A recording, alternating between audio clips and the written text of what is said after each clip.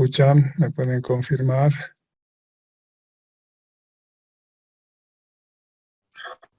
Día, Se ¿se le escucha, escucha todo? ingeniero. Ingeniero, se le escucha, buenos días. Buenos Bueno, días, Inge. Sí, se escucha. día, no, muy amable, gracias. Bueno, estamos en cálculo de losas nervadas. Habíamos calculado una losa nervada bastante simple, ¿no? Con el objetivo de explicar cuáles son los pasos esenciales, ¿no?, del cálculo de las losas nervadas. Y nos hemos quedado en el tema de la flecha, el cálculo de las deformaciones. Y bueno, vamos a pesar que les dije que eso lo iban a hacer ustedes, pero considero que es conveniente hacer un rápido repaso, ¿no?, de los aspectos más importantes del cálculo de flechas. Entonces, recordarán que en hormigón 1 hemos hablado de un cambio que ha existido en la inercia, en la inercia efectiva con el ASI 2019, ¿no? Ese cambio radica fundamentalmente en el modo en que se calcula la inercia efectiva, ¿no? Durante muchísimos años ha estado vigente la fórmula de Branson, ¿no?, que era la que se utilizaba para calcular la inercia efectiva. Hoy día esa fórmula de Branson, de acuerdo a la SI siempre, está reservado solamente para cálculo de flechas en puentes, ¿no? Para el cálculo de flechas en edificios utilizamos ahora, según la SI, la fórmula de Biot, que es esta nueva fórmula para calcular la inercia efectiva, que incorpora todos los componentes que tiene la fórmula de Branson. Incorpora, como ven, el momento crítico, el momento solicitante, el momento crítico en función del módulo de rotura, etcétera. No, casi todo es lo mismo, excepto el modo en que se calcula esa inercia efectiva, ¿no? Esta es la nueva fórmula que es la que estamos utilizando, ¿no? Hay algunos detalles que seguramente en el cálculo los vamos a poder, digamos, simplificar, ¿no? Pero eso es un aspecto que deberían recordar siempre, ¿no? Ahora, para edificios, utilizamos en la inercia efectiva esta fórmula. Da resultados un tanto menores que con la fórmula de Branson, por si acaso, ¿no?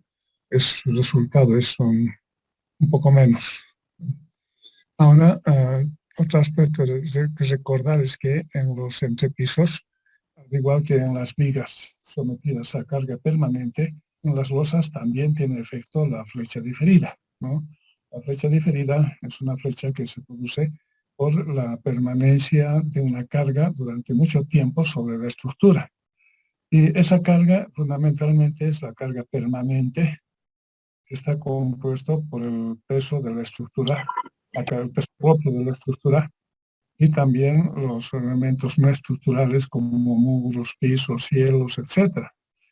Entonces, esa carga está de por vida sobre el edificio, y ese tipo de cargas produce un fenómeno lo único que se llama, en inglés es creep, en español es, podríamos decir, fatiga, ¿no?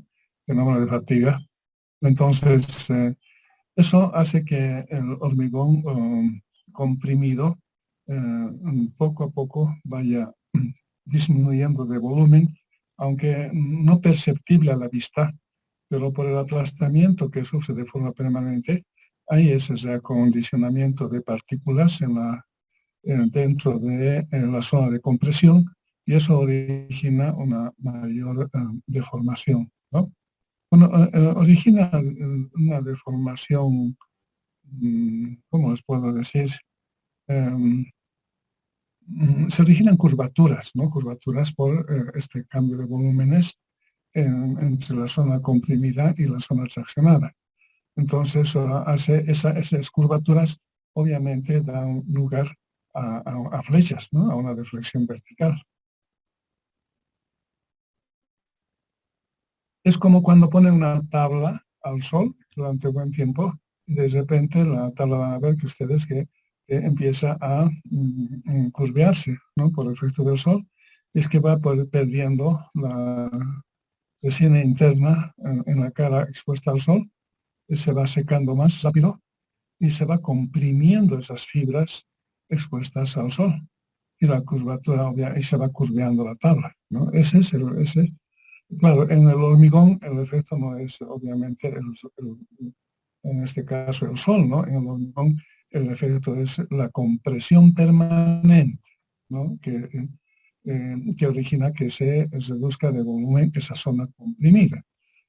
Ese fenómeno de fatiga origina lo que llamamos las flechas diferidas. Además, con el tiempo también reduce el módulo de elasticidad.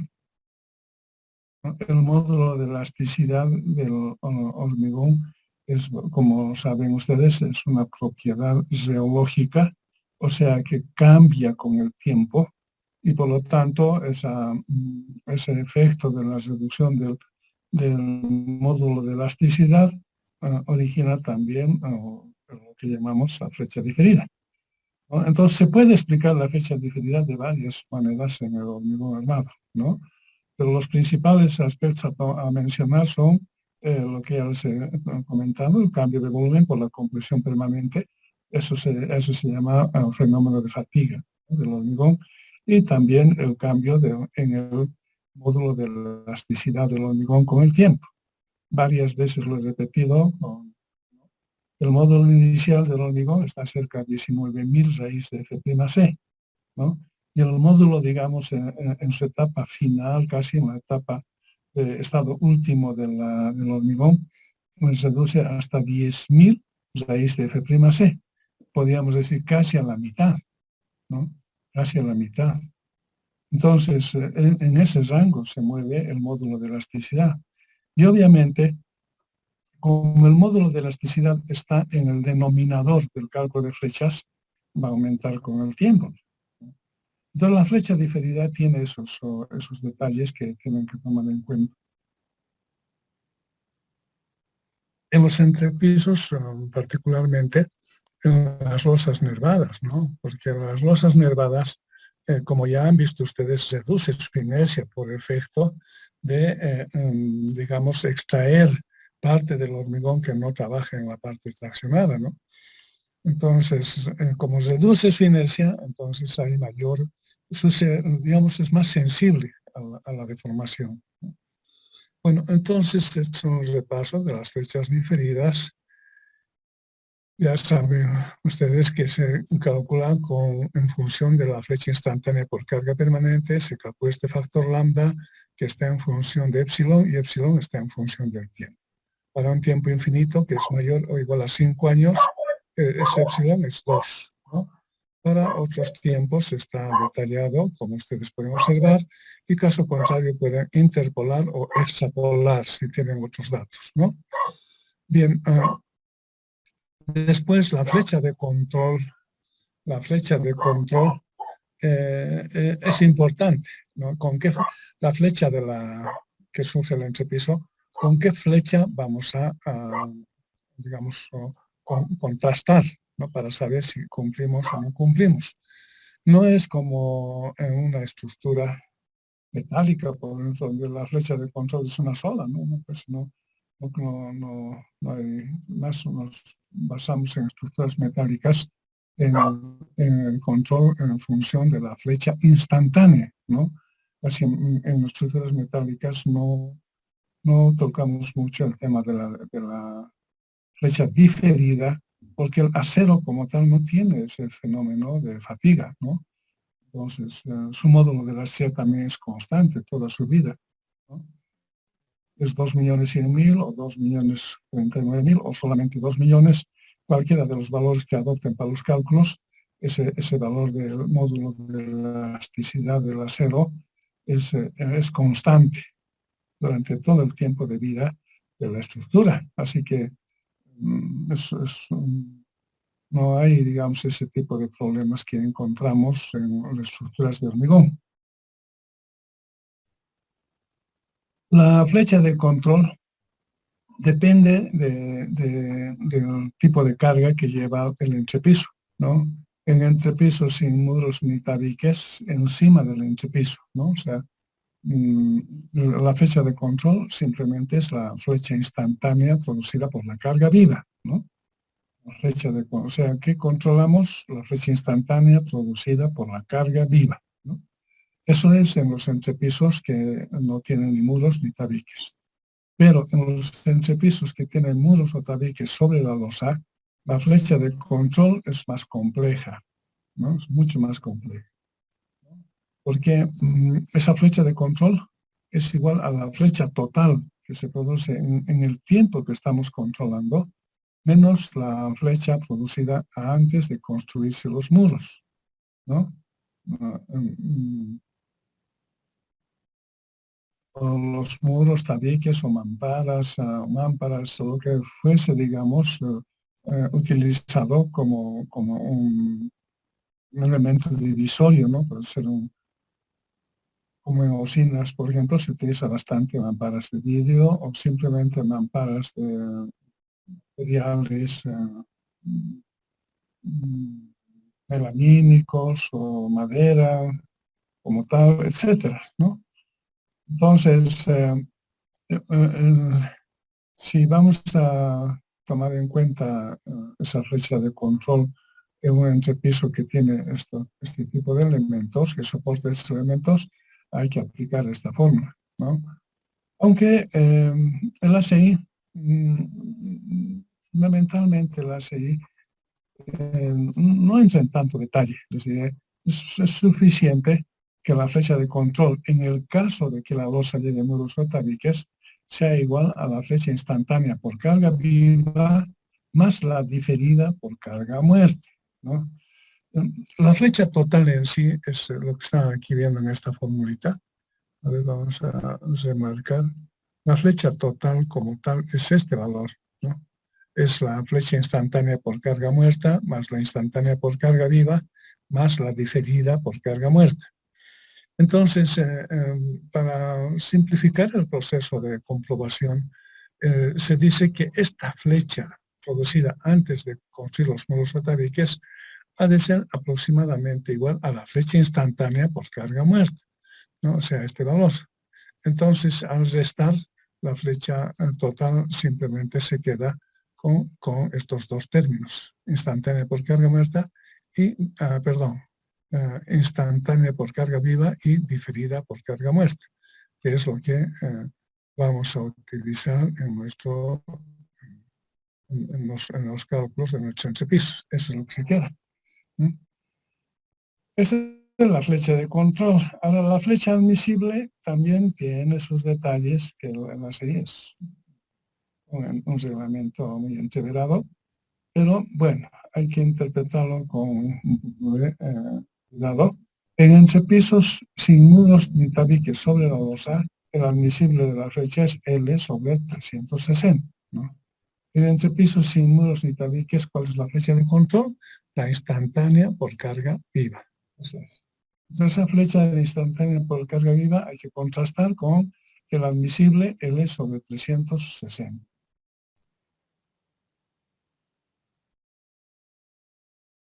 Pero en entrepisos con muros o tabiques sobre la losa, el admisible está dentro de un rango definido por L sobre 480 y L sobre 240. Es en ese rango que se adopta ese admisible. Ese rango, la menor flecha admisible es para aquellos entrepisos que tienen elementos muy frágiles, susceptibles de que se dañen ante cualquier deformación. Por ejemplo, un vidrio normal, si hacen una mampara con vidrio corriente, entonces una pequeña deformación va a utilizar el vidrio, ¿no? Entonces, eso quiere decir que hay que evitar ser más rigurosos en control de la flecha cuando tengamos ese tipo de muros o tabiques con componentes frágiles. Ahora, si hacemos muros con, por ejemplo, de cerámica, pero con aglomerantes flexibles, entonces el muro no va a tener mucho problema, ¿no? Puede que, digamos, esa flecha admisible sea menos, que se reduce a la mitad del otro, ¿no? A R sobre 240. Entonces, una forma de eludir este tema es construir el muro y dejarlo asentar, dejar que se deforme lo más que se pueda antes de revocar. Porque si se asienta lo más que se puede, entonces se fisura el muro, ¿no? O por lo menos las juntas se llegan a fisurar un poquito, y ya con el revoque lo curan, y si se ha estabilizado la flecha ya no se va a notar nada tampoco, ¿no? Es una cuestión ya de técnica constructiva adecuada, digamos, a este tipo de comportamiento que tienen los entrepisos, ¿no? Bien, entonces el admisible está en ese rango. Ahora, cuando ya habíamos hablado de esto, pero vuelvo a recordarles, ¿no? Cuando no hacemos cumplir la flecha de control con el admisible, la primera solución es aumentar H, ¿no? La segunda solución es como incorporar una zona maciza, ¿no? Una zona maciza, ¿no? Y luego también hay otros aspectos que considerar, como el tema de la continuidad, digamos. Aunque sea simplemente apoyada sobre dos vigas, ¿no? De todas formas hay una continuidad entre nervio, o sea, losa nervada, y viga de apoyo. Esa losa nervada en el fondo no está simplemente apoyado sobre su viga o sobre su apoyo. Tiene una cierta restricción al giro. Entonces, si vamos a calcular las vigas de apoyo tomando en cuenta la torsión que proviene de ese momento negativo flexionante en el nervio, entonces podemos, como les decía, reducir el momento positivo, etc. O sea, a eso se refiere tomar en cuenta la continuidad, ¿no? Bien, entonces esas son las soluciones que se pueden dar cuando, digamos, nos falta cumplir con admisible.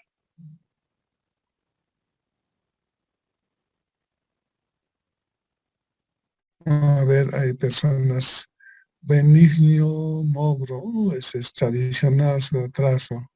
Miguel Mamani, Ruslan Sakaka, igual, son ya así los retrasados. Bueno, los vamos a admitir, pero con menos 10 puntitos para su parcial. Ya saben ustedes. ¿Qué puedo hacer, señor Mogro? Y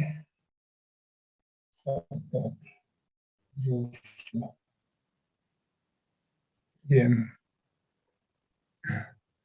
Entonces, les decía que estas soluciones que se dan para hacer cumplir la flecha admisible, una que es interesante es esto de la zona maciza, ¿no? O sea, no vaciar siempre como losa nervada hasta la cara de las vigas, sino dejar una parte más maciza, o sea, no poner nervios, ¿no? Que se comporte ese sector como losa maciza. En ese caso, la inercia efectiva se incrementa, porque en ese caso sale una inercia efectiva ponderada. Calculemos la inercia efectiva en el centro, la inercia efectiva en el apoyo izquierdo, la inercia efectiva en el apoyo derecho. Y en función de los puntos de inflexión, vamos a encontrar las longitudes, ¿no? Las longitudes que correspondan a cada sector. Pero en la parte nervada, la longitud aquí es, por ejemplo, Ln. Eso entra sobre la longitud total, ¿no? Por la inercia efectiva en el centro. Ahora, en esta parte maciza, si en esta distancia A es zona maciza, obviamente eso tiene una inercia efectiva diferente a la del centro, ¿verdad? La sección es otra. Entonces, si esa zona maciza tiene una distancia A, entonces SA. Ahora aquí, por ejemplo, en la distancia B, que puede tener zona maciza o no tener, pero este B pequeñito de la viga también tiene otra inercia. Aunque la distancia es muy pequeña, obviamente su efecto en este caso va a ser muy pequeño. Pero estamos viendo acá una fórmula que nos presenta el concepto que se utiliza para encontrar una inercia efectiva ponderada. Y en losa nervada se practica mucho de esto, les diré, ¿no?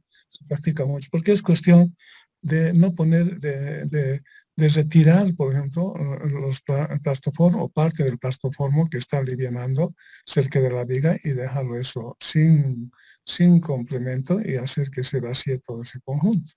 Esa es una práctica común en los entrepisos nervados, ¿no?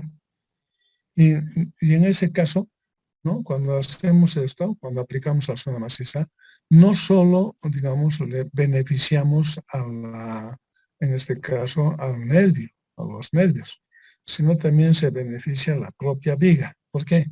Porque ustedes saben que en análisis estructural mucho tiene que ver la relación de inercias entre vigas, columnas, etc. La inercia de esta sección maciza, ¿no? Incluyendo la zona maciza, es mucho mayor a la inercia de la sección rectangular. Entonces, a la vez que estamos ayudando a resolver el tema de la flecha del nervio, le estamos también reforzando a la viga de apoyo, ¿no? Al incorporar esa zona maciza. ¿Por qué? Porque su inercia va a aumentar mucho más. No, por lo mínimo aumenta unas 2 veces. O sea, podríamos tomar de forma aproximada la inercia de esa viga que incorpora zona maciza como 2 veces la inercia de la sección rectangular, ¿no? Entonces, en ese caso, el mismo apoyo es más rígido. Bueno, son comentarios que me parecía conveniente que volver a expresarlos con ustedes a modo de recordar este tema del cálculo de flechas, ¿no? Después hay que acordarse también que la contraflecha, ¿qué es la contraflecha? ¿No? En las losas nervadas, macizas, en cualquier losa, en realidad debemos siempre en la etapa constructiva prever una contraflecha. Eso es para evitar una deflexión antiestética, ¿no? Se debe prever en el encofrado una contraflecha que es una deflexión inversa en el centro del vano. Entonces, esta es práctica constructiva, no es tanto de cálculo, porque es, como dice ahí, es para evitar una deflexión antiestética, ¿no? Porque al final, aunque vaciemos curveado, un poco curveado hacia arriba la losa, al final el tema de la flecha casi no va a variar mucho, no va a cambiar mucho. Lo que sí es que estéticamente es mejor que esté un poco curveado hacia arriba la losa que panseado, como dicen los albañiles, tiene panza, dices, cuando está se ha deflectado hacia abajo, ¿no? Entonces, eso eso es antiestético y causa sensación de inseguridad. Entonces, por eso utilizamos siempre contraflechas, ¿no? Bien, entonces con este repaso nos vamos a ir a revisar lo que habíamos estado haciendo la clase anterior de este entrepiso que hemos calculado. Bueno, a ver, respecto a la flecha, en la anterior clase les había pasado estos datos, pero revisándolo un poquito con más detalle, hay algunos ajustes que hacer a lo que la clase anterior había pasado. Entonces, se ha vuelto a revisar y algunos datos se han modificado, ¿no? La flecha, para calcular la flecha tenemos que tomar en cuenta la inercia efectiva y esta verificación vamos a hacer, como dijimos, a la mitad de la longitud del tramo, en realidad, ¿no? Y La inercia efectiva que vamos a adoptar va a ser la inercia efectiva en el centro. Todavía no vamos a considerar esta zona maciza, ¿no? Veremos más allá si lo consideramos su aporte en el control de la flecha o todavía no. Entonces, inicialmente vamos a calcular la flecha sin tomar en cuenta lo que habíamos visto acá, que podía ser una alternativa a ser macizo una parte de la losa, ¿no? Entonces, vamos a determinar primero la flecha sin la zona maciza, ¿no? Sin zona maciza. Es todo rectangular, toda nuestra, o digo, sección T, para que no rectangular propiamente, sección T. Entonces, les había pedido que calculen la inercia efectiva, la inercia crítica, el momento crítico. No sé si lo han hecho, pero de todas formas, revisándolo, estos son los valores aquí. Este es el espaciante 7619 y en realidad no es eso, no es 7800, es error de vista al copiar los datos, ¿no? Después, ¿qué otro dato más está bien? Creo que este es, les pasé 102 más antes, pero viéndolo con más exactitud es 1016, ¿no? Después, otro dato que estamos cambiando es esto, ¿no? Para calcular la flecha siempre se toma las cargas a nivel de servicio. Esta es una cuestión muy importante, ¿no? A veces tenemos la tentación de calcular la flecha con las cargas mayoradas, pero ese no es el procedimiento. Para calcular, para verificar condiciones de servicio tenemos que tomar en cuenta solo cargas a nivel de servicio, o sea, sin mayorar, ¿no? Por ejemplo, en nuestra losa, ¿no? Aquí está, pues aquí puse nota, control de flechas con cargas en servicio. Entonces, este es el tramo que estamos considerando, y las cargas a nivel de servicio son en carga distribuida, la suma de G más Q es 0,82, G es 0,17 y Q es 0,15, ¿no? Entonces eso es 0,32. Y la carga puntual a nivel de servicio es solamente 0,25, ¿no? Mayorado es 0,3, creo, ¿no? Cuanto más antes. Entonces, esto hay que corregir, ¿no? En el control de redes con cargas de servicio tenemos que calcular el momento solicitante, ¿no? El momento solicitante con cargas no mayoradas, ¿no? Y el control en, en estos casos los realizamos a nivel, digamos, en el centro del vano. Mayormente lo hacemos en el centro del vano, ¿no? Tal vez en este caso, si hay una carga puntual sobre el nervio, también podemos hacer un control de la flecha en el punto que se está aplicando esta carga, ¿no? Ahí también se puede controlar. Pero el control mayormente es en la mitad de una losa, al centro, ¿no? No buscamos flecha máxima, sino la flecha de control es la flecha en el centro de cualquier, inclusive de las vigas, ¿no? No sé si recordarán, cálculo de flechas en vigas lo hemos hecho siempre en el centro de la viga, no siempre en el punto de momento máximo ni en el punto de flecha máxima, que como ustedes saben, no coinciden, ¿no? No siempre coincide el punto de momento máximo con el punto de flecha máxima. Bueno, en algunos casos particulares puede ser, ¿no? Pero en su generalidad debemos siempre reconocer que no coincide. Bueno, pero para salir de esa disyuntiva, ¿no? Porque inicialmente no decía, ¿no? ¿Dónde voy a controlar la flecha? Bueno, lo lógico es en el punto de flecha máxima. Y eso hay que, en la curvatura del elemento, hay que encontrar esa coordenada donde la pendiente a la flecha es 0. Ese es otro cálculo, ¿no? Y después se observa también que no difiere mucho la flecha máxima de la flecha en el centro. Son décimas de milímetro que que varía, ¿no? No siempre, o tal vez milímetros, de 1 o 2 milímetros. No tiene un impacto grande el de ser precisos en ese tema de la flecha.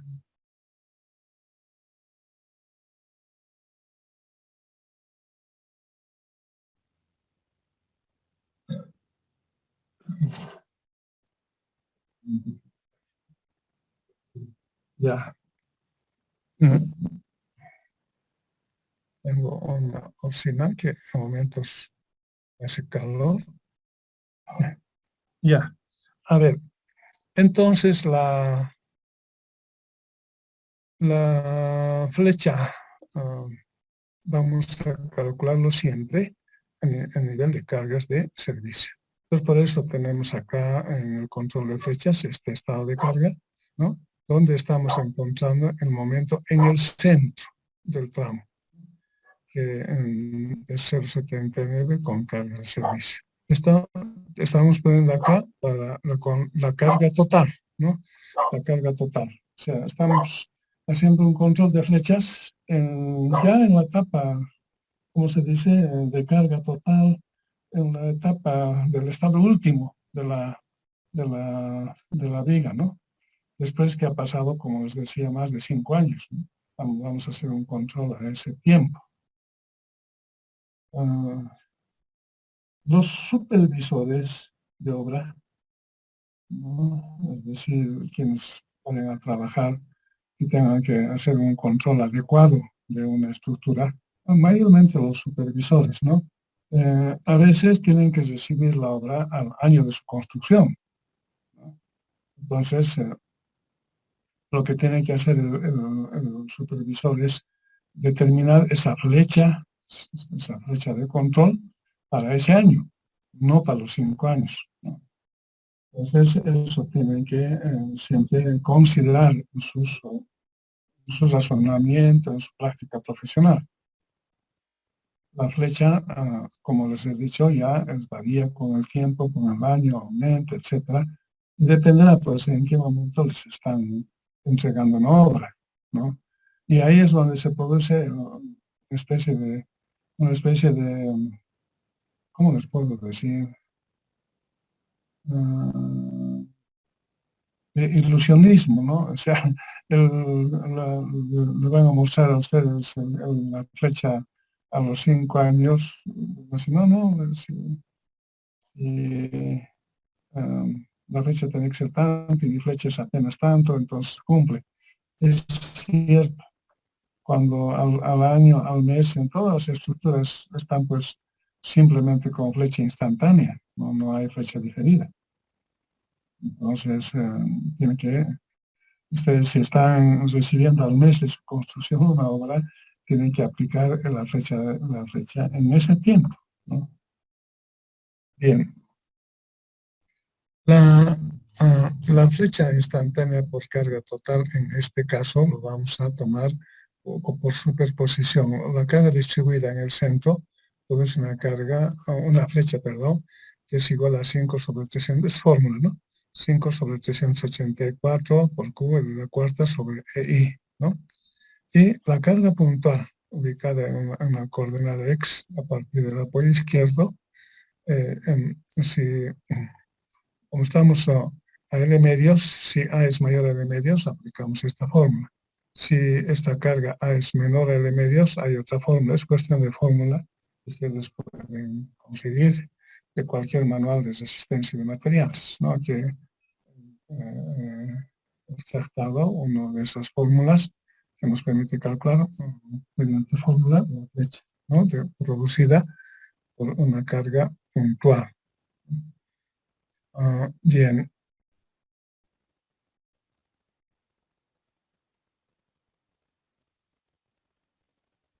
Después, si reemplazando valores, ¿no? Q es 0,32, el módulo está aquí abajo, todo está en toneladas metro, ¿no? Todo está en toneladas metro. Reemplazando valores, esa flecha instantánea sería 18 milímetros. Me gustaría, pero que lo verifiquen, por favor, verifíquenlo. los números desde aquí arriba hasta los 18 milímetros. Pongas un lápiz, papel, a ver, su reemplazo. U es 0,32, L es 4. Esto es fácil. Después P es 0,25, L es 4, B es 1,20, está de eso, este es 2,80, 1,20, ¿no? La posición de la carga. Entonces B es 1,20, X es L medios, ¿no? La estamos calculando a la mitad del tramo, la flecha. Entonces B es 1,20, X es L medios, etc.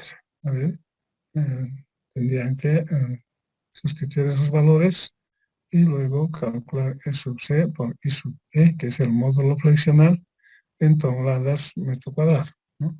Así que estoy convirtiendo el módulo a toneladas metro cuadrado y con este 10 menos 8, esta inercia, lo estoy convirtiendo en metros, de centímetros a la cuarta a metros a la cuarta, ¿no?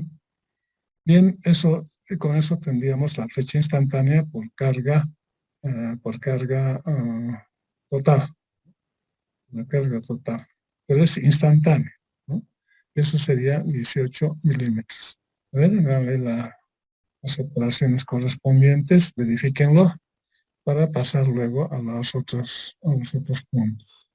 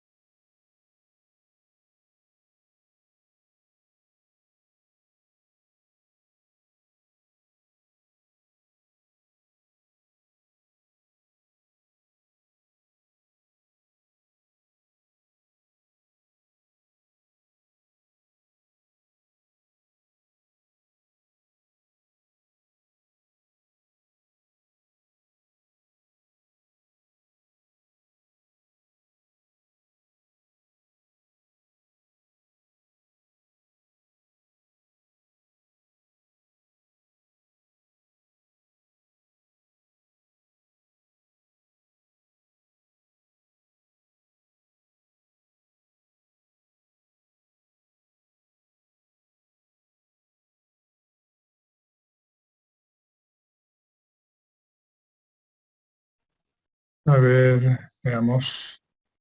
Ya han corregido todo, ya, correcto. Por eso, ya está bien. Después vamos a ver cómo podemos simplificar todo esto. Ahora vamos a calcular la flecha instantánea por carga permanente. La flecha instantánea por carga permanente también tiene una doble interpretación. Vamos a ver hacia atrás aquí la carga permanente.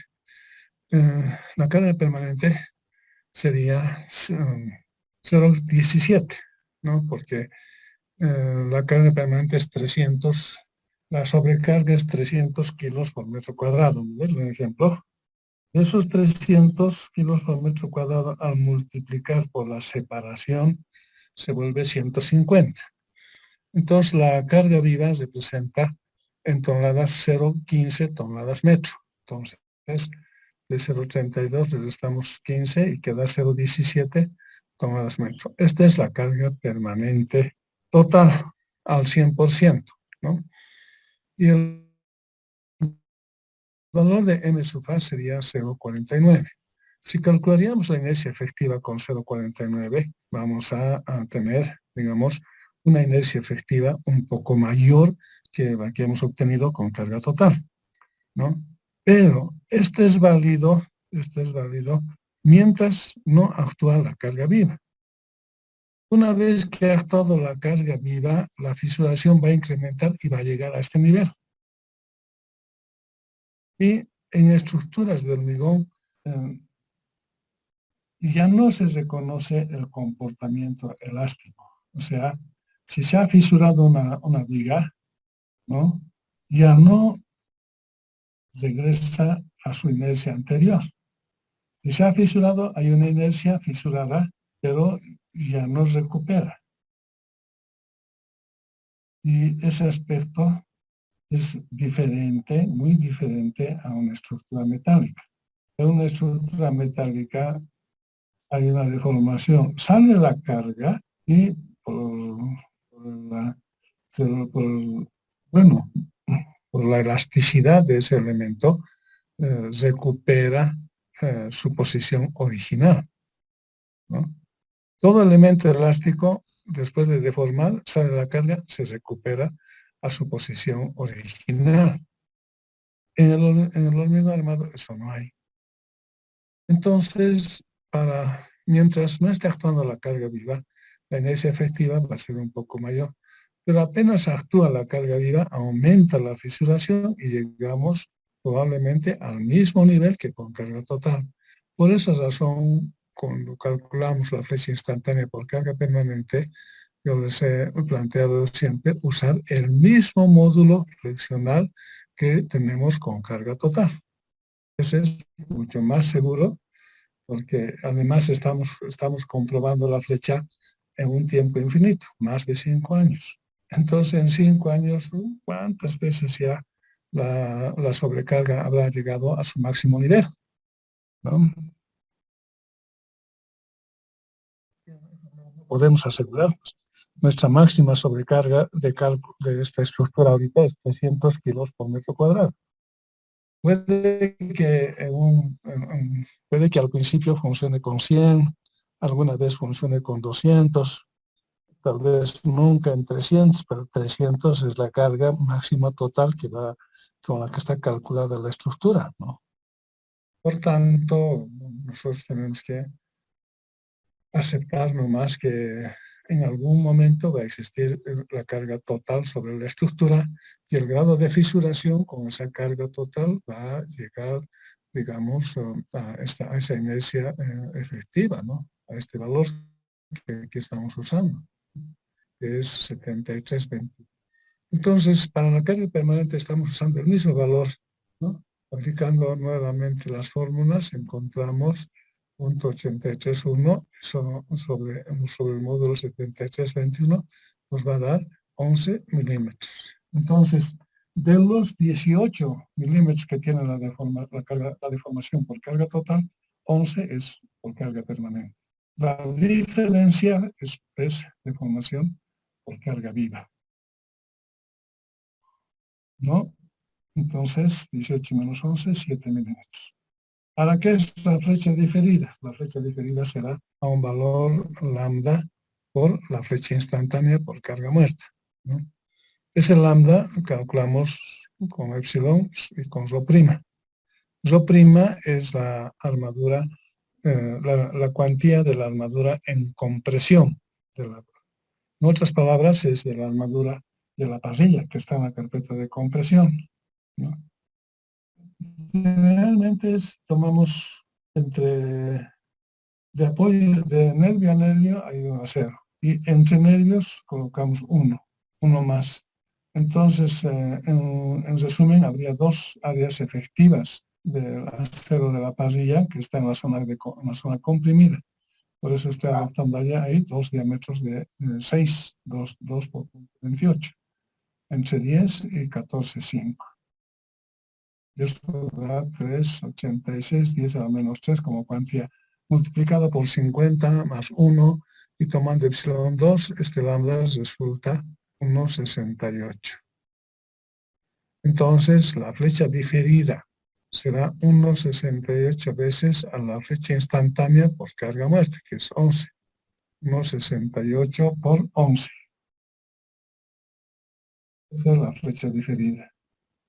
1,68 por 11. 18 milímetros. Entonces, la flecha de control, ¿cuál sería?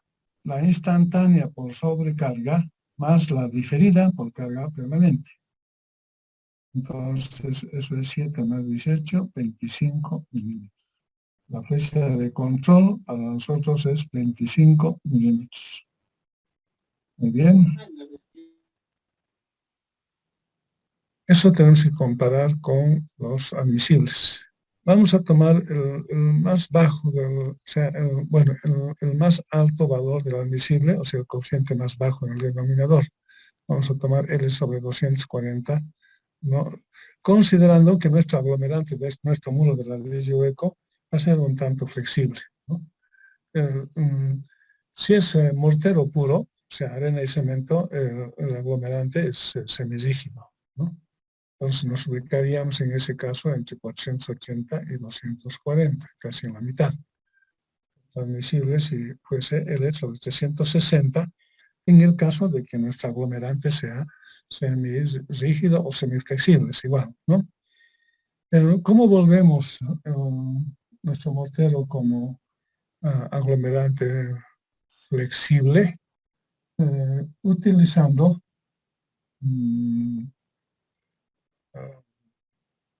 cala apagada con la mezcla de mortero o algún componente químico, algún SICA, ¿no? Un aditivo de la línea SICA, aditivos que lo flexibilizan a la mezcla.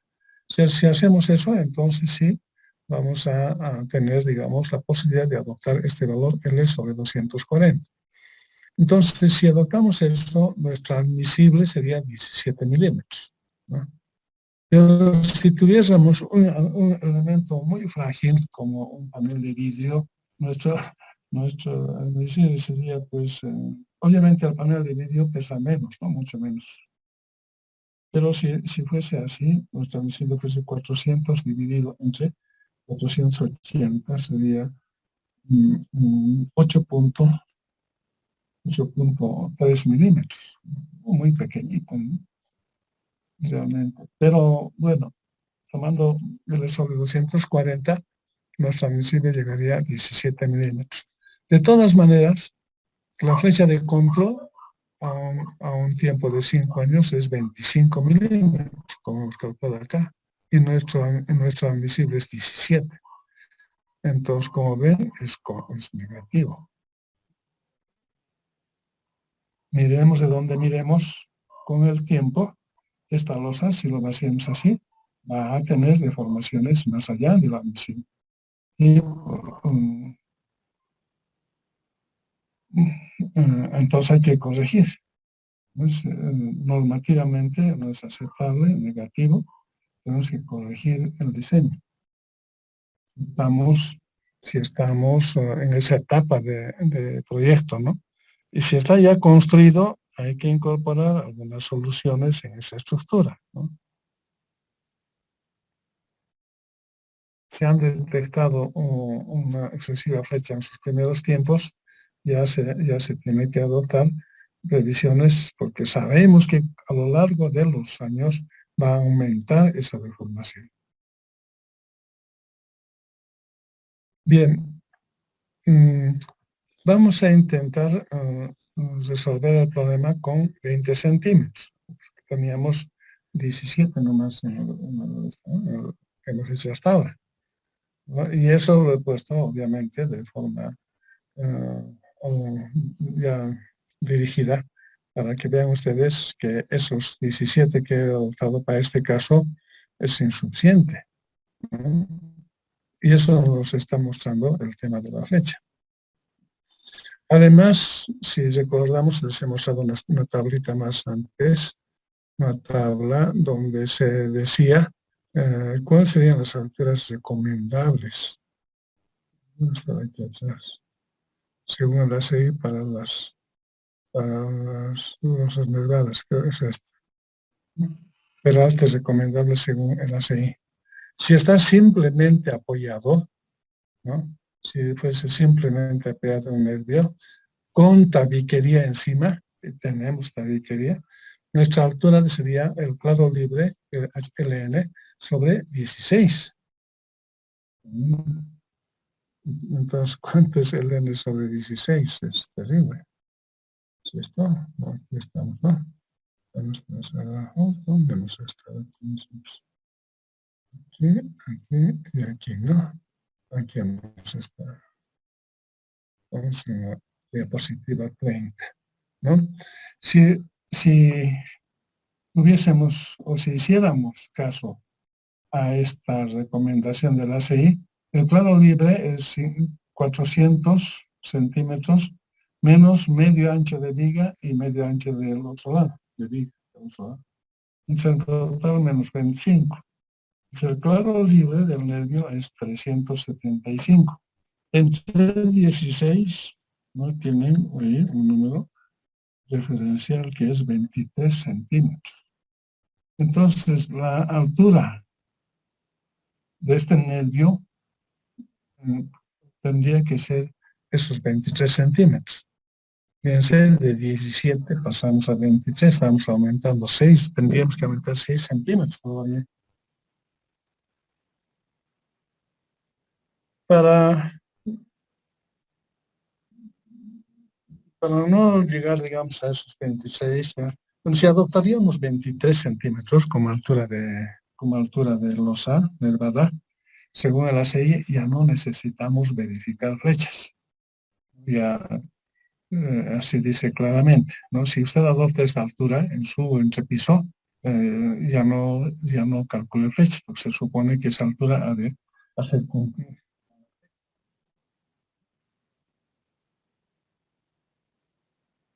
Pero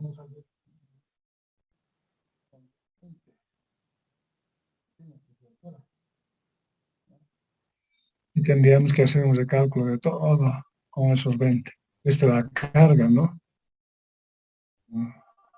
Ahí yo tengo anotado 366 kilos por metro cuadrado ahora del peso propio, más la carpeta de nivelación, más el piso, más el cielo, sería 366 kilos por metro cuadrado. ¿Cuánto era antes? Era 340 nomás, ¿no? Se ha aumentado 26 kilos por metro cuadrado. ¿Por qué ha aumentado 26? Porque estamos pasando pues de 17 a 20. De esa forma se está aumentando el peso.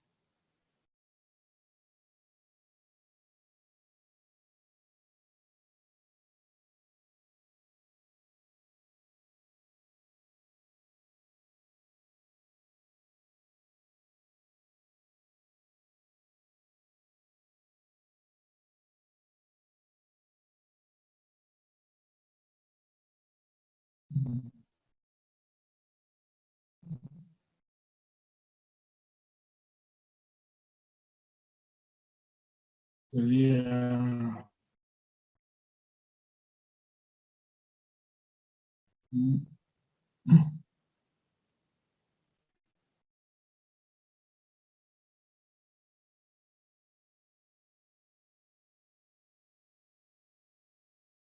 Tenemos por metro cuadrado unos 1 por 0.05 por 2400, 120, ¿no? La carpeta de compresión. Luego tenemos para el peso propio, punto 11, ¿no? Estamos aumentando, estamos tomando el promedio por punto 15 por 2400 dividido entre punto 5, sería 79, casi 80 kilos por metro cuadrado, ¿no? Entonces, es más 120, 100 más 120 es 200, ¿no? Eso es lo que está sucediendo, estamos aumentando la carga muerta. Bien, entonces, ¿qué tendríamos? Como nuevas cargas, 0,22 toneladas metro, carga muerta, y 0,24 la carga viva. Esto se mantiene, ¿no? Carga mayorada. Carga a nivel de servicio serían estos valores, la carga mayorada sería 0,22 y 0,24. Calculamos su momento máximo, encontramos que es 1,10. Con 1,10 nuestra armadura llega a con esta sección ahora, llegaría a unos 70 centímetros cuadrados, ¿no? Y usamos un diámetro de 12 más un diámetro de 10 para alcanzar a unos 70, ¿no? Con eso tendríamos 1,92. Podríamos usar también dos de 10, no, 2 de 8 más 1 de 10, ¿no? 2 de 8 es 1 centímetro cuadrado, 1 de 10 es 0,785. También es posible hacer eso. 2 de 8 más 1 de 10. Aunque les diré que es mucho mejor siempre utilizar solamente 2 fierros, ¿no? No tanto 3. Bueno, cuando se hace indispensable, hay que hacer, ¿no? Hay que usar los 3 fierros. Pero en lo posible es usar solamente 2, ¿no? Bien, entonces, a ver si pueden hacer una rápida verificación de esto, de esos momentos, que ya no estamos demostrando ahí esos valores, ¿no? Pero si quisieran hacerlo, habría que volver a calcular reacciones, momentos, etc.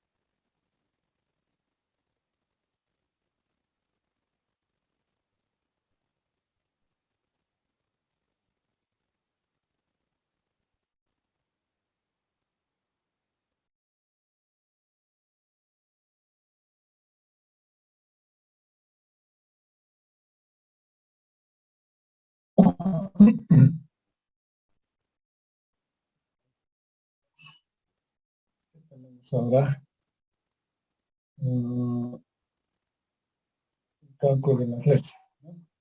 El cálculo de la flecha,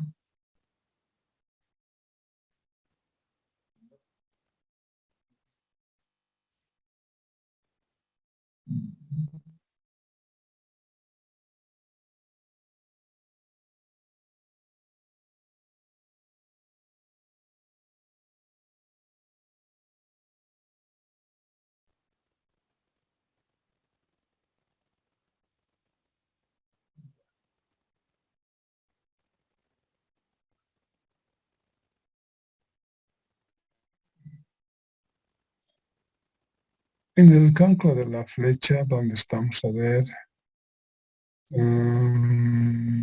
aquí, Con estas nuevas cargas, nuestro momento admisible sería nuestro momento solicitante sería 0,81 por su cargo total. En esa gruesa, ya con sus 1 centímetros de altura, sería 12.708, la inercia crítica sería 4.153, la inercia efectiva 4.303. No, eso ya no estoy detallando, yo creo que ustedes lo pueden repasar.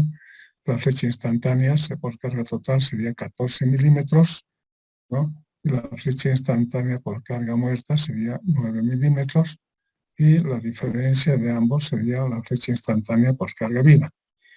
De todo este proceso ya no lo estoy detallando, solamente les estoy pasando números para que ustedes puedan trabajarlo, ¿no?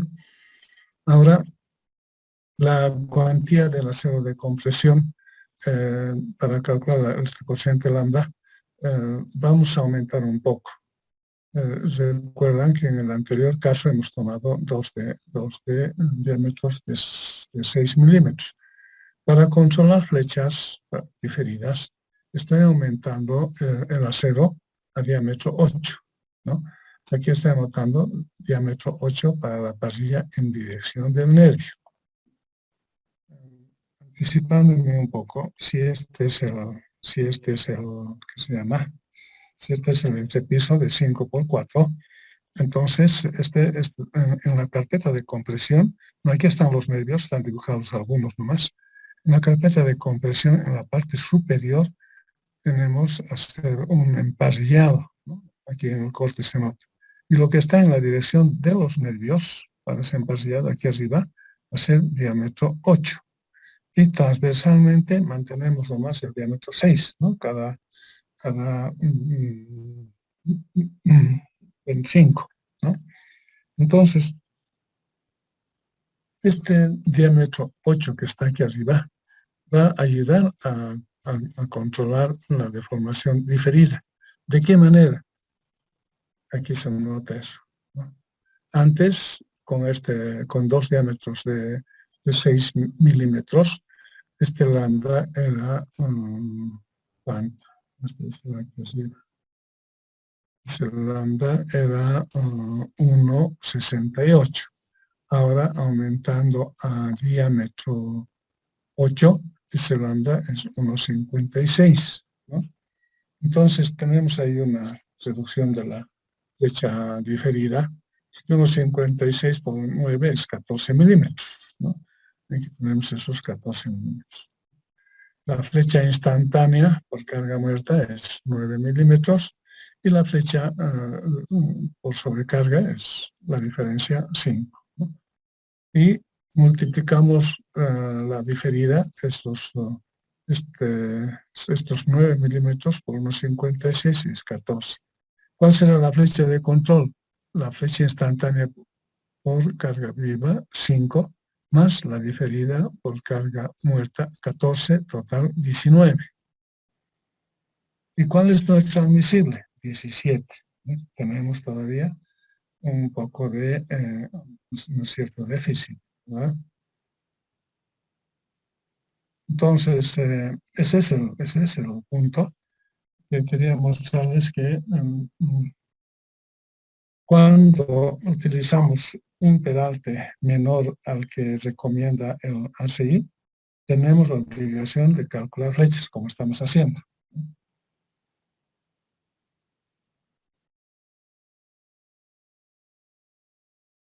Si hubiésemos utilizado los 23 que dice el ACI, posiblemente ya no tengamos esta dificultad.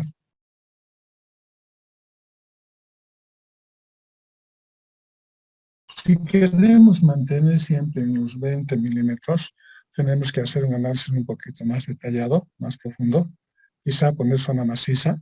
Sabemos que una viga simplemente apoyada a la zona maciza tal vez no va a pasar de unos 30, 40 centímetros, pero ha de tener algún efecto.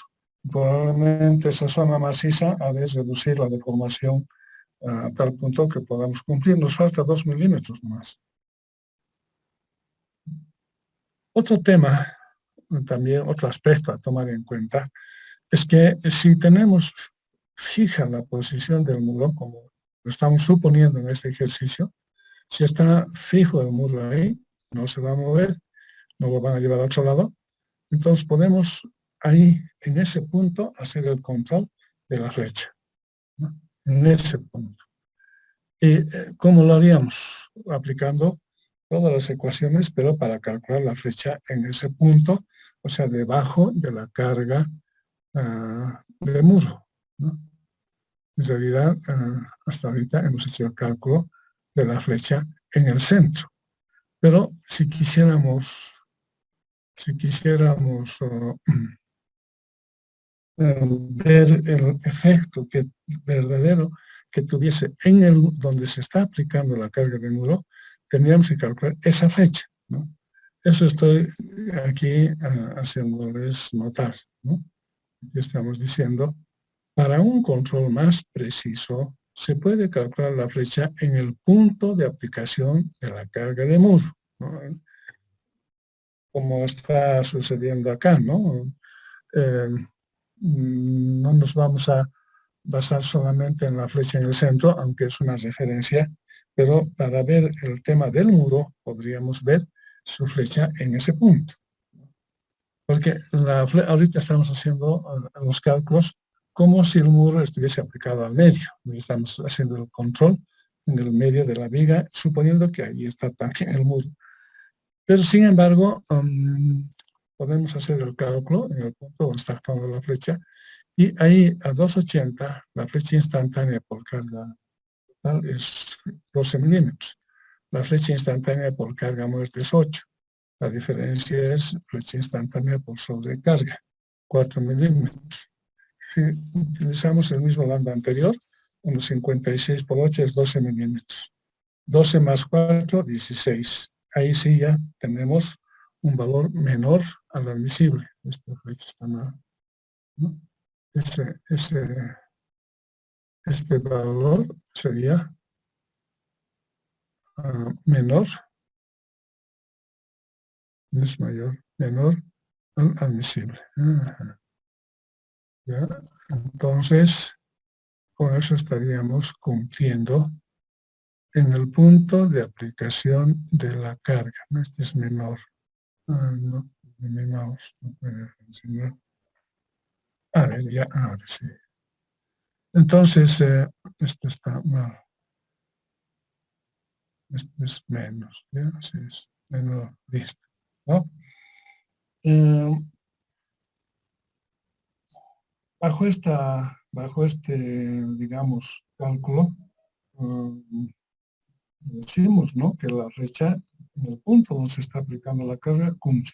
En el medio falla un poco. Estamos con 19 frente a 17, 2 milímetros. Si queremos siempre asegurarnos de que nunca vamos a tener problema con la flecha, bueno, pues lo aumentamos a 22 o 23 centímetros a la altura de la losa, ¿no? O usamos una zona maciza, ¿no? También es la otra. Podemos combinar soluciones. Vamos a aumentar la altura y le podemos poner también una zona maciza cerca de los apoyos, y con la inercia ponderada podríamos reducir la flecha en el centro y hacemos cumplir todo. ¿Cuál sería el detalle de la armadura? Ahora veamos esta parte, ¿no? Vamos a explicar. En este pequeño planito tenemos 3 vistas, ¿no? La vista en planta, estamos mostrando la dirección que tienen los nervios y la separación.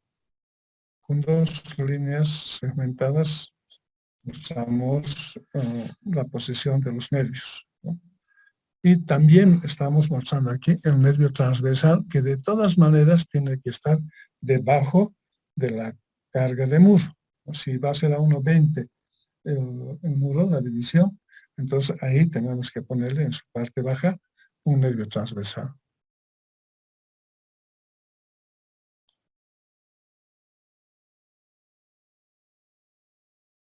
Por el cálculo que hemos hecho con un modelo isostático, ¿no? Con un cuerpo libre de un nervio, no notamos el efecto que tiene ese nervio transversal, ¿no? No se hace visible ese efecto. Pero sí tenemos que colocar un nervio transversal debajo del muro para que ayude a repartir la carga de mejor forma. También estamos mostrando en la parte superior el empasillado, ¿no? El empasillado de la armadura, que es en la dirección de los nervios. Vamos a usar, hemos hecho diámetro 8, aquí en el corte se nota, ¿no? Ese diámetro 8 está en la parte superior de los nervios y uno al medio, ¿no? Uno al medio y otra vez otro en el apoyo.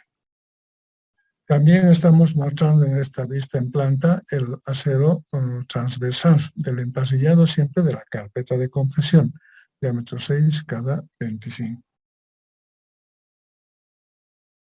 Después, ambos aceros en este corte se van a poder observar, ¿no? Cortamos acá, cortamos en este sentido y tenemos esta vista. Tenemos los dos nervios, un diámetro de 8 más un diámetro de 10 más uno de 12 para los nervios, con armadura positiva, y mostramos el empasillado en la parte superior, ¿no? Ese es el perfil tipo que siempre se muestra, ¿no? Luego, en una vista longitudinal, tenemos abajo de un nervio diámetro 10 y diámetro 12, ¿no? Uno de 10, uno de 12. ¿Que son diferentes los diámetros? Sí. ¿Cómo podemos compensar para que no se genere una asimetría en toda la estructura? Poniendo siempre alternado, ¿no? Si está el diámetro 10 a la derecha, aquí tiene que ser a la izquierda. En el otro lado, el diámetro 12 va a estar a la izquierda, el 10 a la derecha, y así se va a autocompensar esa asimetría de las cargas, de las fuerzas de tracción que se originan por usar diferentes diámetros, ¿no? Pero con esta técnica se llega a igualar, ¿no? No hay problema. En la vista longitudinal tenemos los dos aceros, podemos alternar su llegada a los pisos, a la viga, ¿no? De la losa de entrepiso, la llegada a la viga, pudiésemos en los losas nevadas poner uno hasta el borde o hasta el apoyo, y el otro podemos cortar, digamos, a cierta distancia. Eso lo haremos en función de los puntos de corte, ¿no? Entonces, en la parte inferior está un diámetro de 12 y un diámetro de 10. Bueno, esa es la vista en un plano lo más básico, ¿no? Pero aquí habrá, sobre el plano habrá ¿cómo se llama esto? Su carimbo, aquí pueden poner su carimbo, aquí pueden poner las generales, recubrimientos, resistencia del hormigón, todo lo que necesiten, ¿no? Elastático. Y abajo su carimbo. Entonces el cálculo de las losas nervadas se refleja en un plano. Muy bien. ¿Qué pasa acá? Se ha cambiado.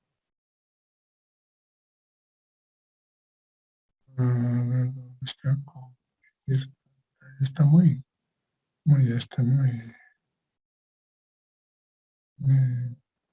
sensible mi mouse, tengo que cambiarlo.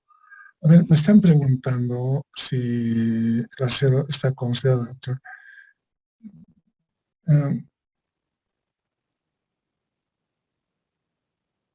La posición del acero, que en las losas nervadas, está la posición de este acero, diámetro 8 cada 25, está muy próximo al eje neutro. Si lo consideran, va a tener poquísimo efecto, ¿no? Poquísimo efecto, casi nada. ¿Por qué? Porque el eje neutro está pues, allí cerquita. En este caso, a ver, revisaremos la posición del eje neutro de eso. Un segundito, es con 20, ¿no? Vamos a ver dónde está eso. Es con 20 centímetros de altura. Está a 6,25. 6,25. Ahorita el eje neutro está a 6,25 del eje neutro con 20 centímetros de altura. Y este acero está a la mitad de 5. En la mitad de 5.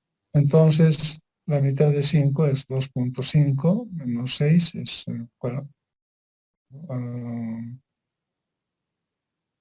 menos 2,5 sería, ¿no?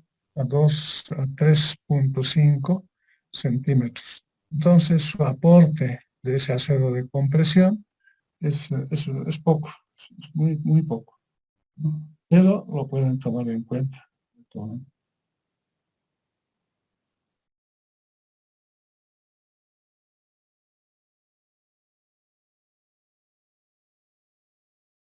Nosotros resolveríamos esto con el SAP, no sé, a ver, vamos a ver. Voy a tratar de abrir el SAP, un segundito, a ver, espérenme. ¿Dónde estamos? Ingeniero, buenos días. Buen día, buen día. Ingeniero, una Dígame. consultita, por favor. Sí. Adelante, adelante.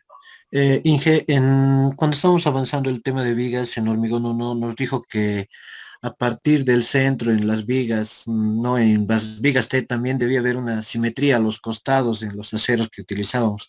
Es decir, no podía existir más acero a un lado y que al otro. Esto le pregunto porque por el hecho de usted, en la losa, ahorita en esta losa se está usando un diámetro de 12 y un diámetro de 10. ¿Eso no se aplicaría, Inge? Eso sería mi pregunta. Ya, ahorita les respondo eso. Ahorita les respondo eso. Ya, estaba abriendo el SAP. Ahorita nos iremos otra vez a la figura. Ya, está viendo usted se está viendo, ¿no? El detalle, el corte. Está a la Sí, vista de ustedes. Ya, evidentemente, aquí tiene usted uno de 10 y uno de 12. Y aquí al lado tiene uno de 10, uno de 12. Pero están, ¿cómo se dice? Están compartidos. O sea, este 10 está hacia la derecha, aquí está hacia la izquierda. Este 12 está ahorita a la derecha y el que sigue va a estar a la izquierda. O sea, que cuando usamos en las losas nervadas, usamos diámetros diferentes, en la construcción, en la etapa constructiva o en el detalle de su perfil, tienen que anotar lo que están viendo. ¿Se dan cuenta? Porque en el trabajo conjunto que realiza la losa nervada, como estas separaciones son pequeñas, estamos hablando de 50 centímetros, ¿no? De eje a eje. Entonces, se va a compensar esa asimetría que se daría si estuviésemos hablando de una viga. Aquí digamos que estamos hablando de esta viga, y ahí ponemos uno de 25 con uno de 16, y a 4 a 5 metros está la otra viga, ya no, pues hay una asimetría que va a generar torsión, va a incrementar, digamos, el efecto torsional de esa viga, ¿no? No se recomienda poner asimétricamente la armadura, siempre simétricamente. Pero eso es para un elemento, aunque está muy distante de otro, ¿no? O sea que este elemento está muy distante de esta otra viga, ¿no? Aunque en esta otra viga pongamos al revés, como aquí estamos haciendo, pero ya pues localmente hablando, esta viga tiene asimetría. No es conveniente eso, sí. Se mantiene esa recomendación de que deben disponer la armadura simétricamente. En este caso, si vemos el conjunto, estaríamos cumpliendo con ello, ¿no? Porque el siguiente, si dibujo aquí el siguiente, voy a mostrar el diámetro 12 hacia la izquierda y el 10 a la derecha, y así sucesivamente. Viendo todos los nervios en su totalidad, porque aquí hay 1, 2, son a cada 0,50 en 5 metros hay 10 espacios, menos 1, 9 nervios. 9 nervios se van a autocompensar esa asimetría que se puede generar en un solo. ¿Está bien? Esa es la razón por la que estoy mostrándoles esto, ¿no? No sé Gracias, si Ingrid. está la respuesta que estaban esperando. Bien, bueno, la verdad es que ya es bastante complicado, digamos, calcular flechas en estructuras hiperestáticas. Ahora estamos mostrando una viga isostática, el cálculo de la flecha. Pero una viga hiperestática es más complicado, ¿no? Sin embargo, podemos usar el SAP para calcular las flechas, ¿no? Aquí, por ejemplo, tenemos la viga simplemente apoyada, ¿no? Inicialmente pondremos como unos 17 centímetros, a ver, vamos a definir materiales, vamos a trabajar con hormigón 210, ya. Después, propiedades, vamos a crear esta sección T, como la otra vez les mostré, es una altura total de 17. Aquí está 17, vamos a ver otra vez, creo que hay que ajustar eso, ¿no?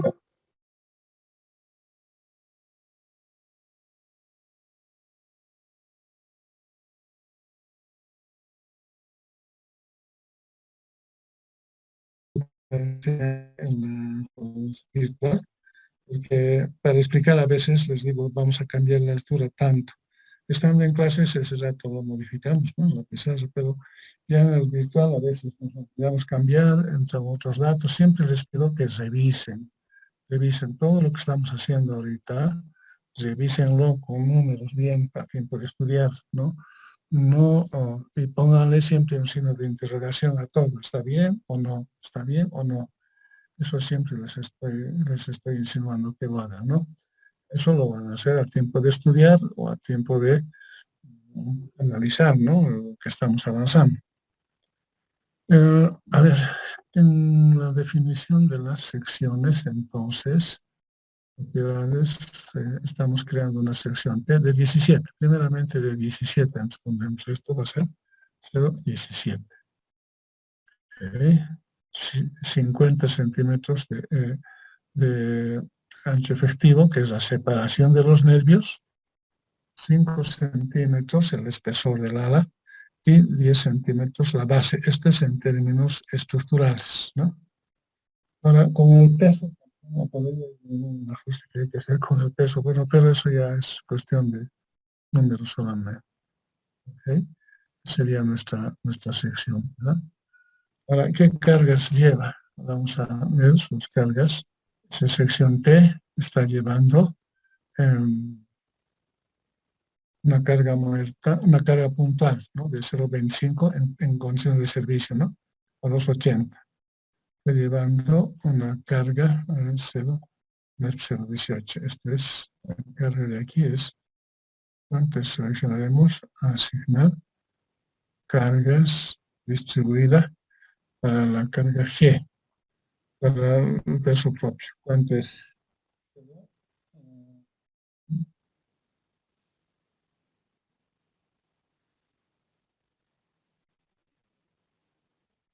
17, ¿no? La carga muerta permanente es 0,17. Ok, ahora sí, vemos la carga 0,17 hasta 0,17 de 0 a 4. La carga Q es 0,15. Eso es 200 por 0,5, 150 en toneladas, 0,15. Esas son las cargas. Aquí podemos decir que nos muestren las cargas en el momento FEM de G, carga muerta, ¿no? Nos está mostrando la carga distribuida 0,17 y una carga puntual de 0,25 en donde está actuando el muro, ¿no? Aquí. Y tenemos su diagrama de momentos, o sea, después de correr, tenemos su diagrama de momentos, pero no, antes de correr, vamos a hacer lo siguiente, lo sacaremos nomás esto todavía, ya no. En este elemento de nuestra viga, en nuestra viga o nuestros nervios. En las propiedades, aquí por ejemplo, si yo pongo 1, estoy respetando la inercia gruesa total de la sección, ¿no? Entonces, el peso del nervio y lo estoy anulando porque en la carga estoy tomando en cuenta ese peso. Entonces, por eso estoy anulando 0. Todo lo demás mantenemos, ¿no? ¿Qué vamos a tener? Rápidamente podemos ver acá. Si hacemos eso, entonces lo que vamos a tener es lo siguiente.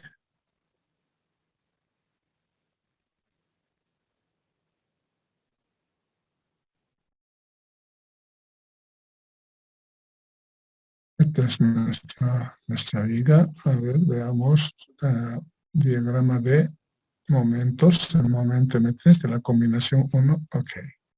Este es el diagrama de momentos. Y nuestro momento máximo va a estar aquí cerca al centro, que es más o menos 1,07.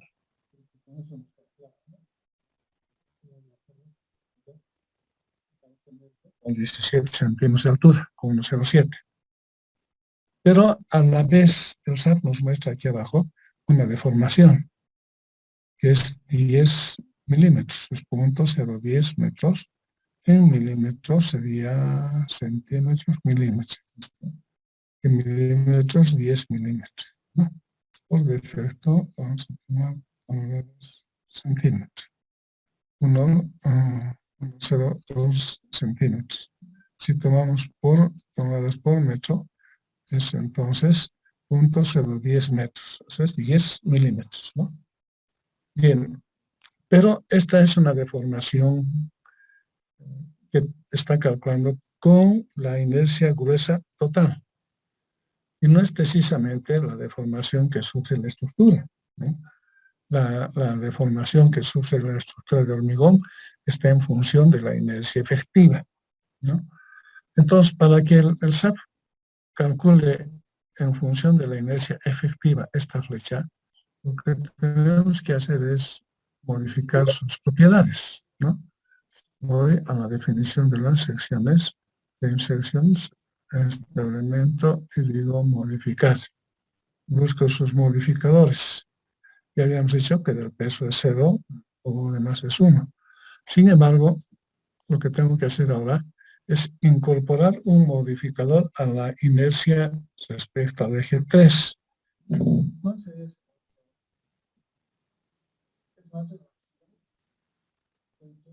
la inercia efectiva calculada por la inercia gruesa.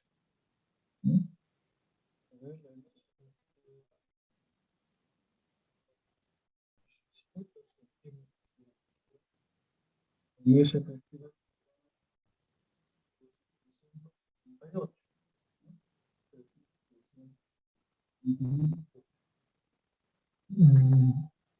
Anótense, 2368. Esa es la inercia efectiva.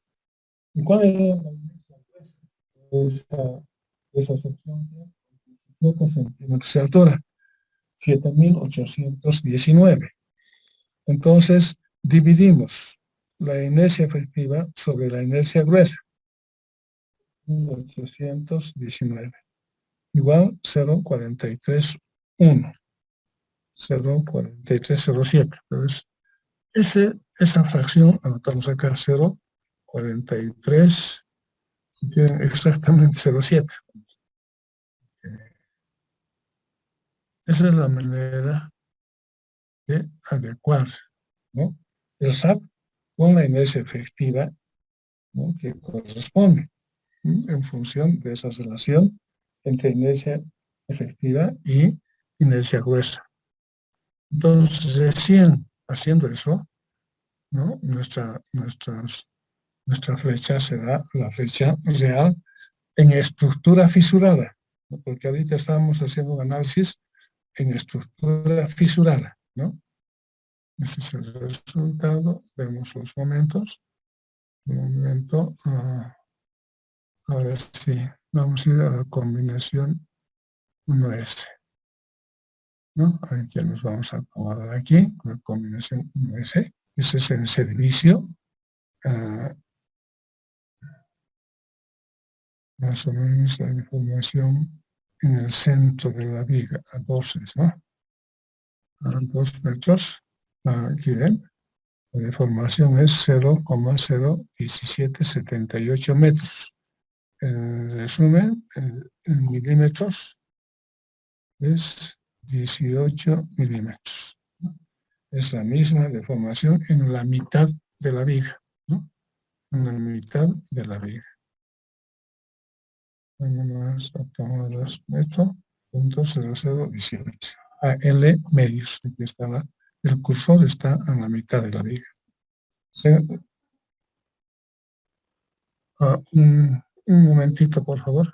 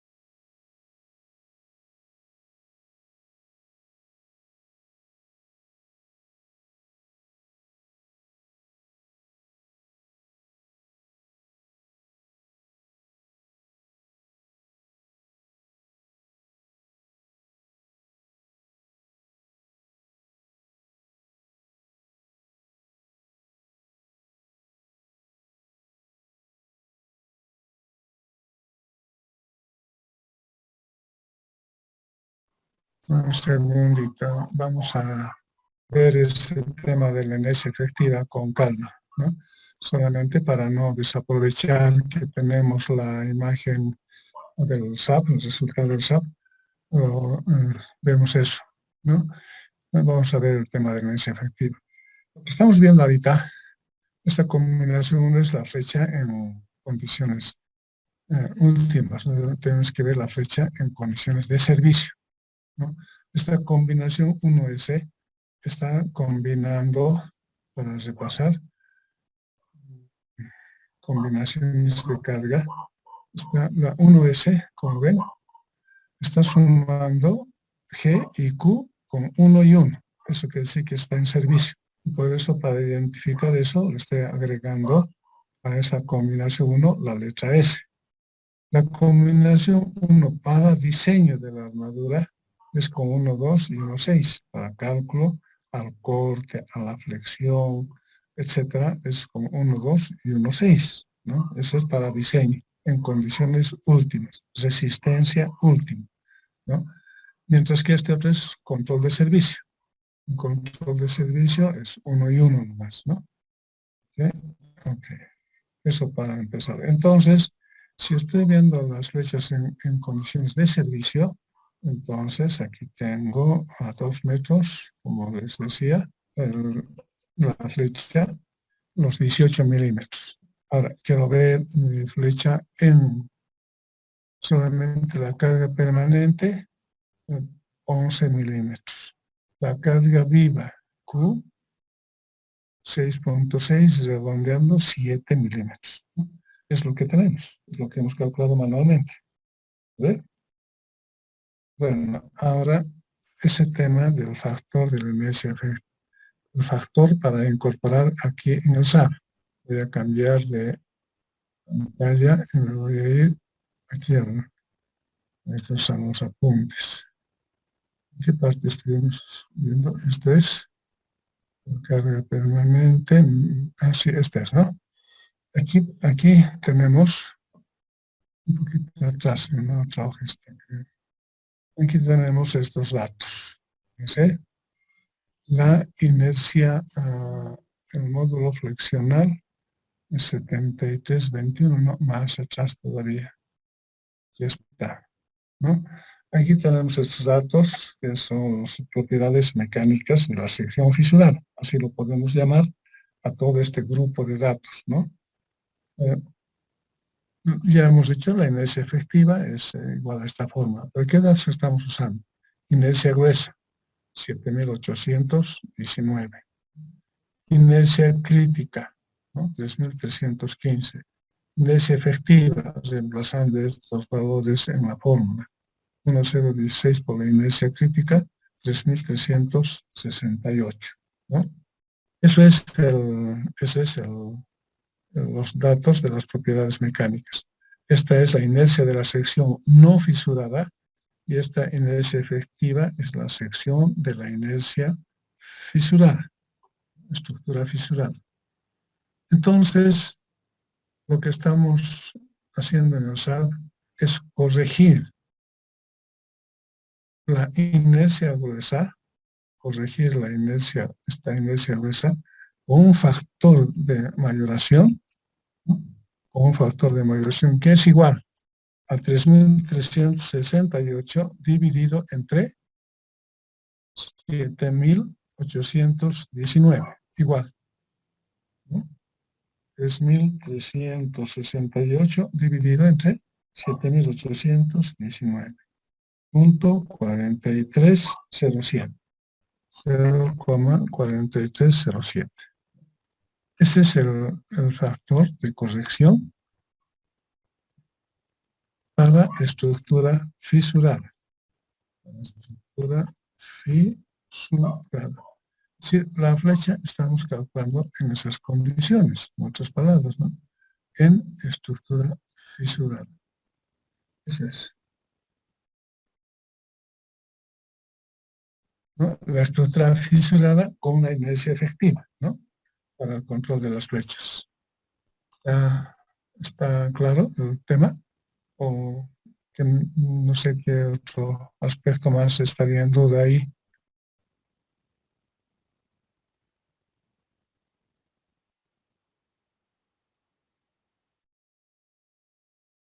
Bien.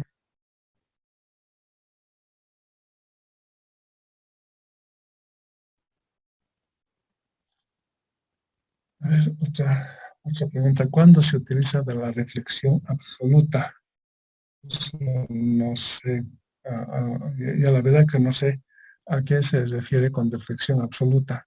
Porque las flechas, ahorita, las flechas son bueno, a ver, repasando teoría de flechas, ¿no?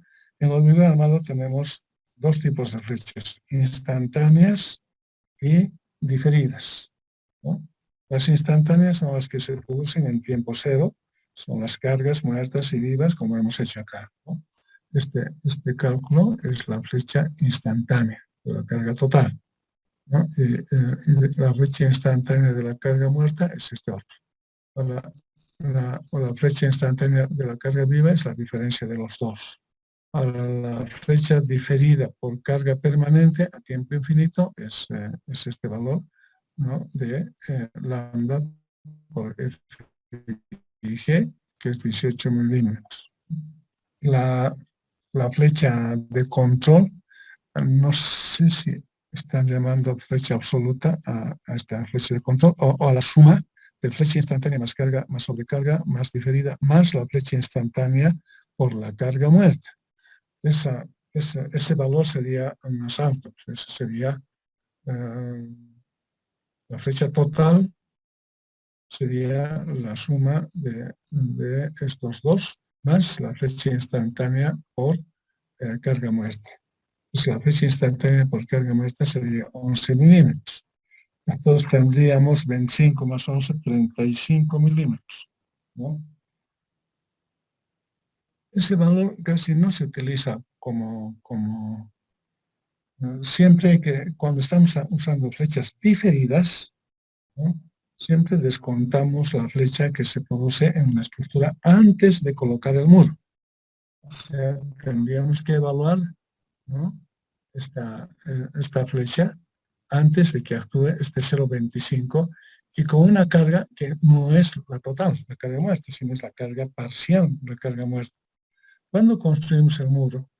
Cuando hemos vaciado la losa, ¿no? Y todavía no hacemos nada, no colocamos ni piso, ni carpeta, nada, es recién, después de que han fraguado la losa, después de un tiempo, recién levantamos el muro. Entonces, tendríamos que evaluar todavía esa flecha instantánea que se ha producido antes de colocar el muro. A veces a veces no pasa tiempo, más bien se desencofra y de unos días ya están poniendo el muro. Pero a veces tardan meses, años de colocar el muro, cuando una obra se abandona, etcétera, ¿no? Por la complejidad de la estructura se dilata, digamos, ¿no? Pasa un tiempo, digamos un año. En ese año, esa carga que del peso propio de la losa ha de generar una flecha instantánea y una flecha diferida por ese año con esa carga parcial. Eso es lo que tendríamos que descontar de la flecha total. Pero, como les decía, el ACI nos permite adoptar esa flecha de control, asumiendo que esa flecha instantánea por carga muerta es la flecha que se genera antes de colocar el muro. De esta manera estamos sumando 7 más 18, 25 milímetros. ¿Ve?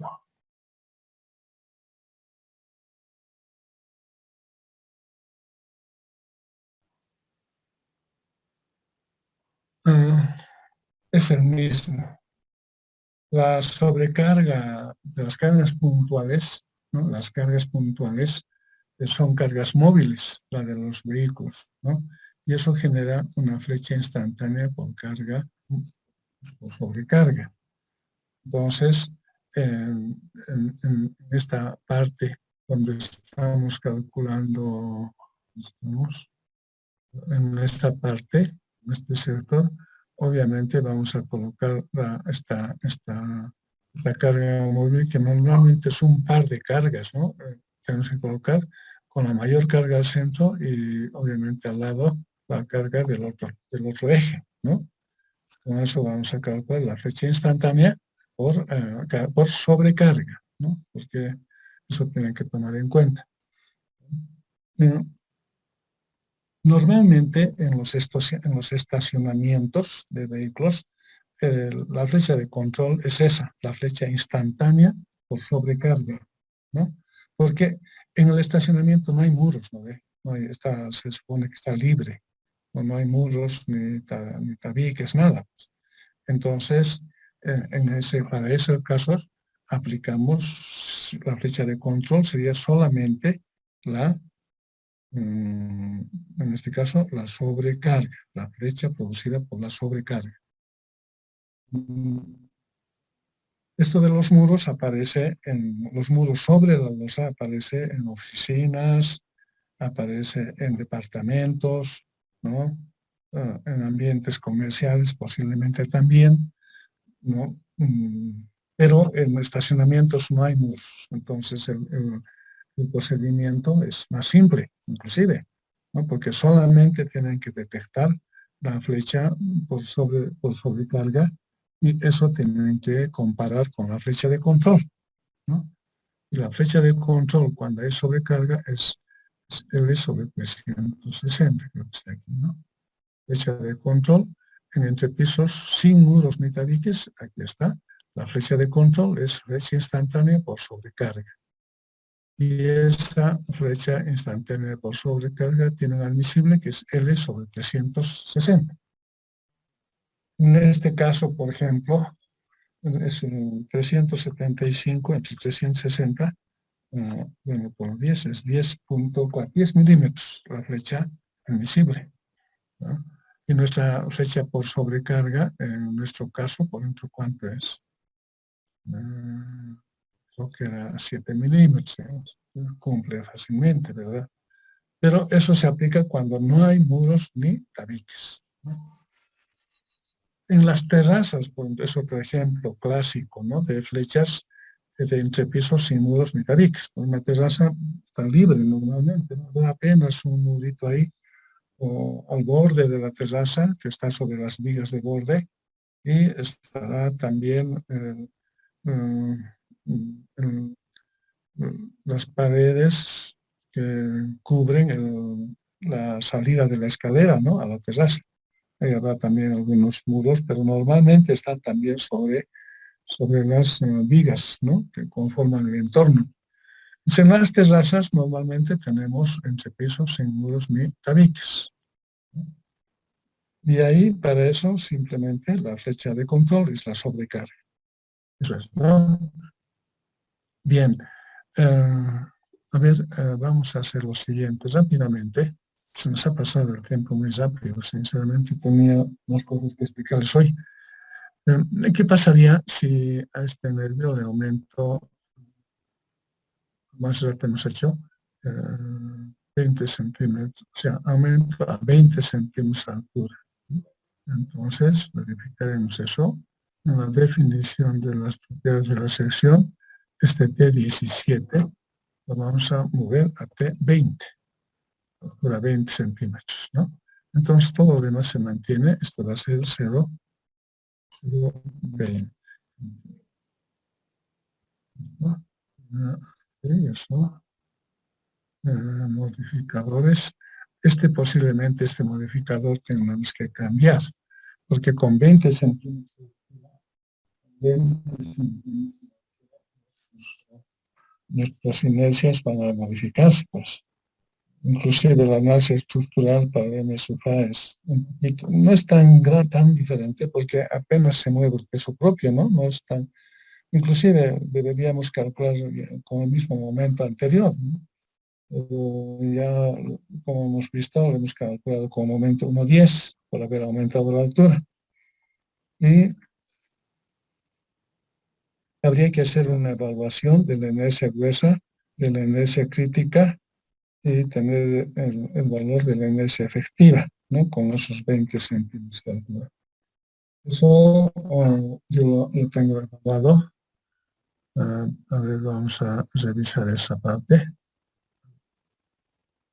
No, vamos a modificar porque ya os dijimos, cambiaremos, o sea, este es 20 centímetros. No, no sé de ahí. No, sí ha cambiado. 20, no se cambia, 20. Este es 0,20. 0,20, ok, ya está cambiado. Listo, ahora entraré a hay mensajes, no se ve el saco. Ya, pero no, igual, voy a entrar primero al voy a entrar a los apuntes previamente. Estamos con compartir de pantalla. Primero voy a entrar acá, porque para ver estos datos de las inercias. ¿No? Aquí dice aumentar H a 20 centímetros, ¿no? Ya había indicado que el momento va a aumentar un poquito, de 1,07 está aumentando a 1,10. Eso les decía, ¿no? Deberíamos haberlo dejado ahí, no hacer todo esto. Bueno, ya está hecho. Luego, respecto a la flecha, para 20 centímetros, la inercia gruesa es 12.708, la inercia crítica es 4.153, la inercia efectiva, aplicando la fórmula de Bishop, es 4.303.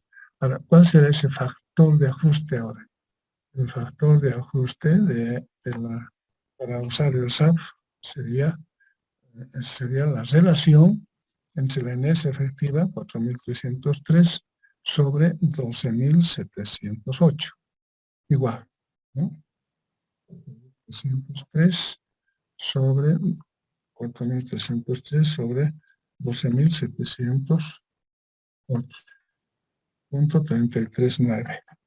0,339. ¿No? Ese es el factor de ajuste. No me estoy equivocando. 4.303 entre 12.708, 0,339. Ese es, ¿no? Entonces, este es ese factor que voy a llevarlo al SAP. Ahora estoy llevando al SAP en la definición de propiedades de sección, en los 6 sections, para este T20 modificar, establecer modificadores. Esto se ha convertido ahora en 0.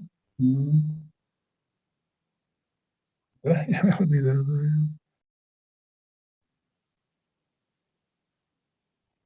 0,339. 0,339. ¿Okay? Estoy modificando eso más, ¿no? Porque en función de eso está la flecha. Ahora recién corremos con las nuevas cargas, ¿no? A ver, aquí también hay que modificar. peso, 9, con ese nuevo peso, la carga aquí es, no es esta carga 0,17, se cambia a la carga con termur es la misma, Q es lo mismo, solamente se cambia la carga muerta. Eso más lo cambiaremos, aunque como ven, es poco el efecto que tiene, lo asignaremos en cada